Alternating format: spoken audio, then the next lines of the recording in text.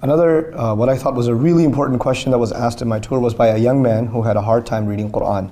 He said, I keep trying to read Quran and I don't read it that well. And this young man had a very sensitive personality. And one time he was listening to the radio, somewhere in Pakistan or something, and he was listening to children recite Quran, right? And this young boy recited so beautifully, and the teacher said, "Subhanallah, you have a really pure nafs, you have a really pure soul, a really pure person, and that's why Allah gave you the ability to recite the Quran so easily." And this young man heard this and got really disturbed because he felt, maybe I can't recite Quran because I don't have a good person. I'm not a good person. Something missing in my soul, And he really, really took it to heart. Now, I'm sure that's not the intention of the teacher who was talking to the child. It was a means of encouragement. But let's understand, Al-Mahir bil-Quran مع السفر الكرام البررة والذي يقرأ القرآن وهو يتتعتع فيه وهو عليه شاق وله أجران. Rasulullah told us the experts in the Quran are among the highest ranked angels, but the ones who stumble in it, keep stuttering, they can't pronounce words properly, they can't read properly, and they find it very difficult every time. These are people that get twice the reward. There are people who get twice the reward. Now the sharh of that hadith, there's a different discussion. Is it twice the reward of a regular person, or is it twice the reward of the expert? And I'm personally inclined to think it's twice the reward of the expert. There's no reason to think otherwise. Because Allah does not value accomplishment. Allah values effort. The thing that Allah values is effort. We value accomplishment. Human beings are different from Allah. Human beings value accomplishment. Human beings value results, profit, gain. How much do you know? How much have you memorized? How well can you read? Quantitative stuff. Because we want to be able to see it. Allah Azza wa Jalla is not concerned with any of these things. Allah is concerned with how much effort did you make. Put this in perspective. Somebody's a billionaire. They give $1,000 in charity. It's a good amount of money. That's worth something. But you know what? Somebody has zero. They have nothing. And they give 50 cents. They only have $1 and they give 50 cents. That 50 cents is worth more to Allah than the $1,000 the billionaire gave. It's not about the quantity to Allah. It is about the quality. The same thing with the effort. You can't recite Quran. You're not a bad person.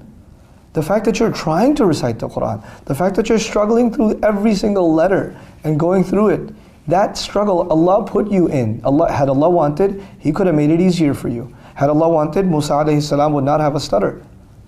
Had Allah wanted, Fir'aun would never had a reason to say, وَلَا يَكَادُ يُبِينَ. He can't even talk clearly almost.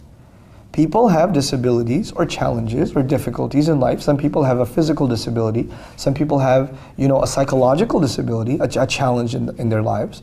These challenges are actually given by Allah Azza wa Jal, and we don't know why. We know that that's not because Allah cursed them or they are lesser than us. Maybe that's the reason they're better than us. Maybe that those disabilities are actually maybe the reason they are far superior to what we will ever be, So we have to be mindful of the fact that our standards, thank Allah, our standards are not the same as Allah's standards. People put other people down. People look down on people that haven't accomplished. I keep telling my Arabic students, because Arabic class you judge by accomplishment, right? How do you score on the test? How well can you speak? How well can you read? How much do you understand grammar? I had this one student, man, this guy. You know what I like to say about him? I like to say Allah didn't create him for Arabic. That's what I like to say. Guy's a genius. He's so smart in his profession. He's so smart at work. He's so smart and anything he touches turns to gold. Guy's a genius. When it came to Arabic, homeboy could not get past a 30 on a test. Just couldn't do it. And this guy, he literally studied more than any other student I've ever met. More than any other student. Hours and hours, day after day, day after day. And he's failing the test, and anybody else who fails the test gets depressed. They don't study for a few days. This guy goes through all of his mistakes, does review, and he was a friend of mine even before he became my student. And every other time I'd be call him hey, you want to hang out? No, I got to study. I'm his teacher during the day. At night I just want to hang out with him, and he goes, no, I got to study. And you know what? Even though he didn't score nearly as much as some other students who got hundreds, I respect him way more. And I know Allah Azza wa Jalla rewards him way more. Because for some people, it's the struggle. That's the thing. That effort, that difficulty is what Allah values. And sometimes Allah puts you in difficulty because that's how He raises your ranks. That's how He puts you high, So don't let the assumptions that people make about you or comparing yourself to others and what little you know or what little you can do, don't let that belittle what Allah thinks of you, This is the real value.